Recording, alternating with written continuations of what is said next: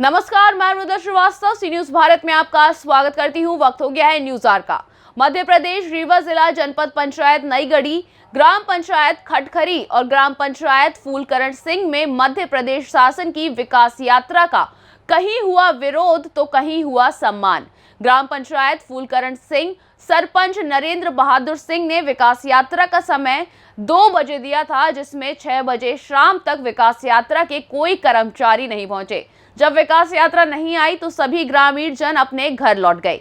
ग्राम पंचायत खटकरी में विकास यात्रा का विश्राम हुआ और panchayat inspector KP Singh, high court के अधिवक्ता प्रवीण पांडे, सुरेश जायसवाल, अन्य ग्रामीण जनों ने विकास यात्रा को सुना और अपनी समस्याएं सुनाई। इस पर ग्रामीण जनों ने क्या कहा, आइए आपको सुनाते हैं। देख रहे हैं, मैं मध्य प्रदेश रीवा जिले जनपद नईगढ़ी ग्राम पंचायत खटखरी में हूँ। 76 पंचायत की विकास यात्रा में मैं शामिल हुआ हूँ। 76 पंचायत के विकास यात्रा में शामिल हुआ हूँ, जहाँ पर मुझे खटखरी ग्राम पंचायत का नक्शा अलग मिला। अगर इसकी ग्राम पंचायत की अंदर का देखा जाए तो ऐसा लगता है कि हमें रीवा कलेक्टर में बैठ के सभागार को देख रहा हूँ या जनपद के सभागार को देख रहा हूँ। इतना सुंदर बना हुआ है। हमारे जो इंस्पेक्टर साहब विकास यात्रा मध्य प्रदेश के शासन के प्रभारी हैं, वो इंस्पेक्टर नहीं, आज की डेट पे वो कलेक्टर साहब हैं। इसलिए कि उनको पूरा प्रभार दिया गया है। जनता की जो समस्या है, किसी भी तरीके की समस्या है, उसका वो निराकरण करेंगे और तत्काल यहाँ से ऊपर तक पहुँचाएंगे। मैं इंस्पेक्टर साहब से ही जानना चाहूँगा यहाँ विकास यात्रा के बारे में। बहुत बहुत धन्यवाद पत्रकार जी। सर, सर्वप्रथम मैं आपसे जानना चाहता हूँ, क्योंकि मध्य प्रदेश के विकास यात्रा के आप प्रभारी हैं। अब प्रभारी मतलब होता है कि आप कलेक्टर के प्रभार में आज की डेट पे हैं, क्योंकि आप जो यहाँ से लेखा जोखा देंगे वही वहाँ पे फाइनल माना जाएगा। सबसे पहले मैंने देखा 76 ग्राम पंचायतों में खटखरी ग्राम पंचायत जो अंदर मैंने नक्शा भी देखा तो मैं खुद दंग रह गया कि मैं रीवा में हूँ, कलेक्टर कार्यालय में हूँ, कि मैं खटखरी ग्राम पंचायत इतना सुंदर बनाया गया है। इसके बारे में सर क्या कहना चाहेंगे? मैं इसके बारे में बहुत बहुत धन्यवाद यहाँ के जनप्रतिनिधि सरपंच साहब को देता हूँ, यहाँ के सचिव और ग्राम रोजगार सहायक को, जो इस प्रांगण में पेपर ब्लॉक और पंचायत के सचिवालय के जैसे सदन बनता है उस सदन के स्वरूप यहाँ बनाया है। और ये बहुत महत्वपूर्ण, जो हमारे तिवारी जी हैं यहाँ के सचिव, ये हमेशा जहाँ रहते हैं ये तत्पर रहते हैं और जो हमसे इस ग्राम पंचायत के लिए और ये चाहेंगे तो जनपद स्तर से मैं आश्वासन देता हूँ कि इनको हम राशि देंगे इसके सौंदर्यीकरण के लिए। सर, यहाँ पे हमारे साथ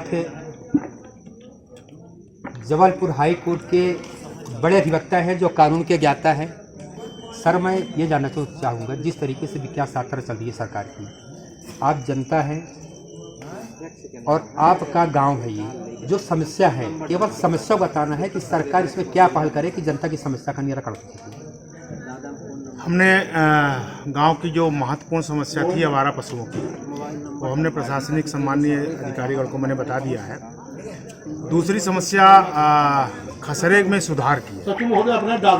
वो कई ऐसे लोग हैं जिनका खसरा अपने आप एक दूसरे के नाम पर हस्तांतरित हो गया है, तो उसमें इतनी बड़ी समस्या आने वाली है भविष्य में कि किसी की ज़मीन किसी के नाम से हो गई तो कोई आदमी किसी की ज़मीन बिक्री कर दिया, कुछ कर दिया तो विवाद होगा और अपराध बढ़ेगा।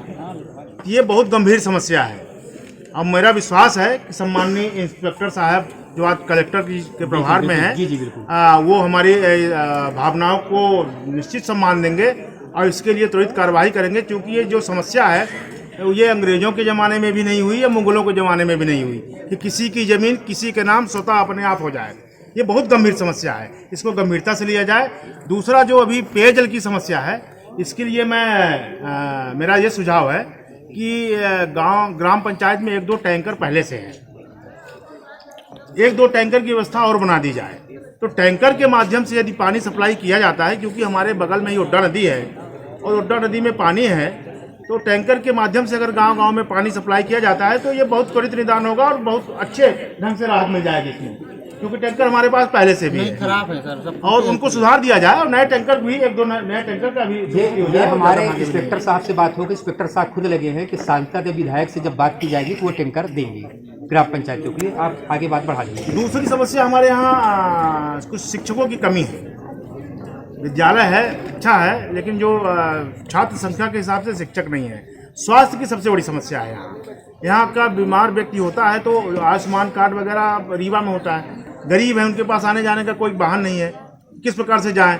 और कुछ तो घर ऐसे हैं, सबसे बड़ी समस्या 4 केंद्र है। एक आंगनबाड़ी यहाँ पे बनी हुई है और दूसरी जो आंगनबाड़ी है किराए के मकान लगती, जो कि ये सामने पे आंगनबाड़ी भवन बना हुआ है, लेकिन अभी तक हैंडओवर क्यों नहीं किया गया सर? इसके बारे में क्या कहना चाहेंगे आप?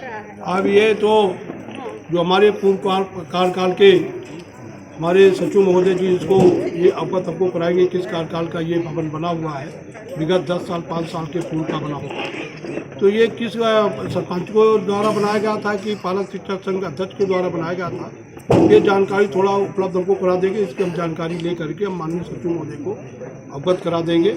और जो शासन में राशि बची है, कौन सचिव था, कौन सरपंच था, कौन बीआरएस था, तो हम उसको माने इनसे चाहूँगा कि जो विगत कार्यकालों में इनमें भवन अपूर्ण पड़ा है, इसकी हमको जानकारी देंगे। इसके लिए हम माननीय कलेक्टर महोदय जी को इसको अवगत करा करके सर, एक बिल्डिंग इसी पंचायत के अंदर बगल में है, ये बिल्कुल उप स्वास्थ्य केंद्र है ये, लेकिन ये क्षतिग्रस्त है। लगता है कि कर्मचारी की ही कहीं न हत्या हो जाए, पेशेंटों की तो बात छोड़ दी। ये बिल्डिंग बिल्कुल आप देख रहे हैं, बिल्कुल खत्म कहानी है। इसके बारे में सर क्या रिएक्शन रहेगा? मैं चाहता हूँ कि एक प्रक्रिया है कि ग्राम सभा से इसका प्रस्ताव हमको दे दे, तो हम सहायक यंत्री और उपयंत्री से इसका परीक्षण करके इसका विनिष्टीकरण का आदेश संबंधित विभाग को देंगे। उनकी अनुमति के बाद इसको सहाय करके दूसरी बिल्डिंग बनवाने का प्रावधान। क्योंकि सर आज जो विकास मध्य प्रदेश सरकार की चल रही है और आपको जनपद पंचायत नई गढ़ी में सौंपा गया है, तो आप प्रभारी इंस्पेक्टर नहीं या कलेक्टर के पद पे आप यहाँ तक आज मिला है। यहाँ पे ये देखिए शौचालय बना हुआ है, ये बिल्कुल क्षतिग्रस्त बना हुआ लेकिन क्षतिग्रस्त है। इस शौचालय के बारे में सर क्या कहेंगे? कब ये सुधार होगा, क्या कैसे करेंगे आप? प्रक्रिया अब ये अगर शौचालय बनाने मरम्मत योग्य होगा तो मैं यहाँ पर प्राथमिक पाठशाला भी है और स्कूल भी लगती है, तो उनको भी फंड मिलता है। उनको मरम्मत योग्य मरम्मत कराएंगे, नहीं उसको विनिष्टीकरण के नवीन शौचालय का जो है निर्माण कराने का जो है जनता परेशान है। मैं अपने सहयोगी से कहना चाहूँगा तरह कुर्सियों का तरफ कैमरा करके दिखाया जाए कि यहाँ पर जो जनता थी वो अपने घर जा चुकी है, क्योंकि 6 बज रहे हैं, पूरी कुर्सियाँ खाली हैं और गिने चुने ही कुछ यहाँ के कर्मचारी हैं जो बैठे हुए हैं और हमारे साथ जुड़ चुके हैं। सबसे पहले मैं आपका सर नाम जानना चाहूँ, क्या नाम है आपका? मेरा नाम डीपी प्रजापति, प्राचार्य शासकीय उच्चतर माध्यमिक विद्यालय फूल हूँ। प्रजापति, ये बताइए कि क्या समस्याएं हैं यहाँ पे? समस्या यहाँ पे बिल्डिंग की समस्या है और यहाँ पे स्टाफ की कमी है। हायर सेकेंडरी के वर्ग 1 के जितने भी पद 11 पद स्वीकृत हैं, एक भी हायर सेकेंडरी के वर्ग 1 के कर्मचारी नहीं है। इसके अलावा जो चतुर्थ श्रेणी कर्मचारी होना चाहिए वो भी नहीं है, जिससे साफ सफाई करवाने में बहुत बड़ी परेशानी होती है। नई जो उन्नयन स्कूलें हैं वहाँ पे कंप्यूटर ऑपरेटर की व्यवस्था हो गई, लेकिन हमारे विद्यालय के लिए कोई भी शासन के पास प्रोसेस नहीं अभी तक यहाँ हुआ है, क्योंकि पुरानी स्कूल है हमारी। और ये नए कुछ बिल्डिंग बन गई है, इससे कुछ समस्या का समाधान होगा, लेकिन फिर भी जो छात्र संख्या यहाँ लगभग 1000 के आसपास है पहली से 12वीं तक, उसके हिसाब से कमरों की कमी है। जो कुछ कमरे हैं वो जीर्ण शीर्ण हैं, उनके अंदर बच्चों को बैठाना खतरे से खाली नहीं है। तो मैं अपील करना चाहूँगा, मांग करूँगा जो विकास यात्रा में शामिल कर्मचारी अधिकारीगण हैं कि यहाँ पे बिल्डिंग की स्वीकृति प्रदान करें और ताकि हमारे बच्चे पढ़ सकें सुरक्षित ढंग से और ज़्यादा वृद्धि हो सके छात्र संख्या में। धन्यवाद। ये हमारे साथ ये मिश्रा जी है। मिश्रा जी, मैं देख रहा था यार कि आप बाकी में यहाँ पे लगातार बैठे हुए थे, जनता यहाँ से जा भी चुकी है। इस विकास यात्रा को देखते देखते अपनी समस्या जनता नहीं सुना पाई, क्योंकि ये जो विकास यात्रा है कि जनता की समस्या का सुना जाए और उसका निवारण किया जाए। क्या कहना चाहेंगे इस विकास यात्रा को आप? सर, जो निर्धारित शेड्यूल था इसका विकास यात्रा का, मैं ये कहना चाहूँगा कि जो गाइडलाइन है, चाहे ब्लॉक से बनी हो चाहे जिले से बनी हो, गाइडलाइन का अनुपालन किया जाए माननीय अधिकारी एवं नेताओं द्वारा। यदि गाइडलाइन के अनुसार नहीं चलते हैं तो निश्चित रूप से समस्या से अवगत नहीं करा पाती है पब्लिक, और दूसरी चीज़ ये होती है कि होपलेस होकर के जाना पड़ता है उनको। इसीलिए कहीं न कहीं देखा गया कि इस विकास यात्रा के दौरान भाजपा के विधायक और मंत्रियों के साथ वहाँ की जनता दुर्व्यवहार कि उनके ऊपर केमाज तक डाल दी, कहीं मारपीट तक की नौबत आ गई है। क्या कहना चाहेंगे इसके बारे में? सर, ये तो गलत बात है। वो हमारे जनप्रतिनिधि निश्चित रूप से उनका सम्मान करना चाहिए और अपनी बात को शालीनता के साथ उनके समक्ष रखना चाहिए। तो ये बताइए, जिस तरीके से विकास यात्रा का समय निर्धारित है 3 बजे से और नहीं आए 6 बजे तक, तो जनता क्या करेगी? अपनी समस्या किसको सुनाएगी जनता? निश्चित रूप से वही निवेदन क्योंकि ग्राम पंचायत का सरपंच तो बुला दिए जनता को, अब जनता सवाल किससे करेगी? सरपंच से सवाल करेगी और अपनी समस्या किसको सुनाएगी वो? मैं ग्राम पंचायत फूल में हूँ, जहाँ के सरपंच नरेंद्र बहादुर सिंह जी हैं। मध्य प्रदेश शासन की विकास यात्रा चालू है।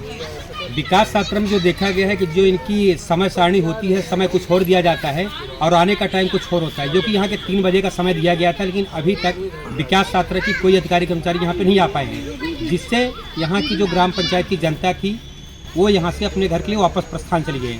मैं जानना चाहूँगा सरपंच महोदय जी से, सरपंच साहब ये बताइए कि कितने बजे को समय दिया गया था? क्योंकि हमारे यहाँ 3 बजे का समय दिया गया था और 3 बजे के हिसाब से हम अपनी ग्राम पंचायत की जनता को मैसेज किए थे। सब लोग यहाँ आए थे और देखिए जो सामने कुर्सियाँ हैं, सब कुर्सियाँ भरी थी। अब बताइए कुल मिला के 5 साढ़े 5 बज रहे हैं, अभी तक यहाँ कोई नहीं आया। सब सारी जनता चली गई, 6 बज रहे हैं। अब कई 6 बजे जनता थोड़ी रुकती है। विकास यात्रा तो चालू है, उसमें ऐसा लग रहा था कि मतलब सभी विभाग के कर्मचारी रहेंगे, अधिकारी रहेंगे और लोगों की जो समस्या होगी उसका निदान होगा। तो लोग अपनी समस्या लेके आए थे, लेकिन यहाँ कोई नहीं है। अभी तक 6 बज रहे हैं, लोग चले गए, वापस चले गए। मैं ये जानना चाहता हूँ कि आपके ग्राम पंचायत में सबसे ज़्यादा मूलभूत समस्या किस चीज़ की है? देखिए हमारी ग्राम पंचायत में इस समय सबसे बड़ी समस्या पानी की है। हमारे यहाँ जल स्तर जो है 200 फीट से नीचे चला गया है। लोग बाग पानी के लिए परेशान हैं। यहाँ नल जल योजना भी नहीं चालू है। हमारे छोटा सा राजस्व ग्राम भंवरा है, वहाँ पाइप लाइन बिछी है, लेकिन शायद है कि पेपर में वो कंप्लीट है, अभी कंप्लीट नहीं है। अब बताइए लोग पानी कैसे पिए? ग्राम पंचायत के पास कोई ऐसा बजट नहीं है। लगभग 3-4 वर्ष से ऐसा हो गया है, ग्राम पंचायत का सरपंच जो है पानी के लिए कुछ भी नहीं कर सकता है। हम लोगों पर रोक लगा दिया गया है और जनता परेशान है। बार बार हमको परेशान कर रही है, कहती आपको वोट दिए हैं, आप पानी की समस्या को हल करिए, लेकिन ग्राम पंचायत की समस्या, ये सबसे बड़ी समस्या है कि हमारे पास उसका कोई बजट नहीं है। शासन रोक लगा के रखी है। सबसे बड़ी समस्या पानी की है। दूसरी बात यह है कि हमारे यहाँ ये जो सामने ग्राम पंचायत भवन बना हुआ है बहुत पुराना है, 1.5 से पड़ा हुआ है। हमारे यहाँ ये पंचायत भवन प्रस्तावित था 2014-15 में, अधूरा पड़ा हुआ है। वो उसको पूरा कराने के लिए हम सोचे कि मतलब जनपद में उसका वो बना के एस्टीमेट बना के फिर से दे रिवाइज के लिए, लेकिन अभी तक कोई सुनवाई नहीं हुई। हमारे यहाँ का सुदूर सड़क भी अधूरी पड़ी हुई है, उसको भी पूरा करवाना है। हम सोचे कि आज रखेंगे, लेकिन कोई अभी तक आया ही नहीं। हम उसमें क्या कर सकते हैं? देखिए, अगर कर्मचारी आते हैं, विकास लेट है, अगर आते भी हैं, तो जो आपकी समस्या को आपको रखना ही पड़ेगा। और अगर ये नहीं सुनते हैं तो अगली कार्रवाई आप देखिए क्या है कि हम अपनी ग्राम पंचायत के सेक्रेटरी सचिव, इनको जो भी कहा जाए, क्योंकि इनको हर पंचायतों में हर सरपंच डिमांड करता है कि हमें विमलेश तिवारी जैसा सचिव चाहिए। आखिर बताइए किस तरीके से आप ऐसा काम करते हैं कि रीवा जैसे आपने बना दिया, कलेक्टर जैसे ऑफिस। जो ग्राम पंचायत दिख रही है आपकी, मैंने देखा उसको, यह बिल्कुल कलेक्टर जैसी सभागार दिख रही है, मीटिंग हॉल दिख रहा है, जैसे जनपद में सभागार में। इस तरीके से किस तरीके से आपने सोचा विकास करने के लिए? एक 76 पंचायत में अलग पंचायत आपकी दिखे खटखरी। जी धन्यवाद। मैं जहाँ तक जिस पंचायत में रहता हूँ, मेरी कोशिश रहती है कि सबसे पहले तो इंफ्रास्ट्रक्चर जो होता है वो बेहतरीन हो।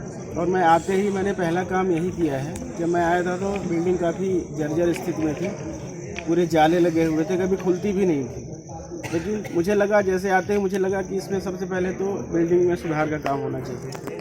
क्योंकि आपके काम के प्रति इंस्पेक्टर साहब बोले हैं कि मैं इसे खटखरी ग्राम पंचायत को अलग तरीके, जो भी फंड होगा अलग तरीके दिया जाएगा। अभी आपने देखा है जनपद अध्यक्ष किसी कारणवश नहीं आ पाई, स्वास्थ्य के कारण नहीं आ पाई, लेकिन फिर भी इंस्पेक्टर साहब ने कहा कि उनकी तरफ से मैं कहता हूं कि जो भी बजट होगा तो आपके ग्राम पंचायत को सबसे ज़्यादा दिया जाएगा। नहीं, बिल्कुल आदरणीय DPO साहब का बहुत बहुत धन्यवाद कि वो हमें ऐसा इस योग्य समझते हैं कि मैं जो वो जिम्मेदारी सौंपेंगे, मैं उन जिम्मेदारी को मैं सरपंच और हमारे CRS हैं, वो हम लोग मिल के उसे पूर्ण करेंगे और बेहतरीन काम करेंगे। धन्यवाद। रीवा से सी न्यूज संवाददाता संजय की रिपोर्ट। फिलहाल के लिए इस खबर में बस इतना ही। देश और दुनिया की तमाम खबरों को जानने के लिए देखते रहिए सी न्यूज भारत। हर खबर आपके साथ, आपके हाथ।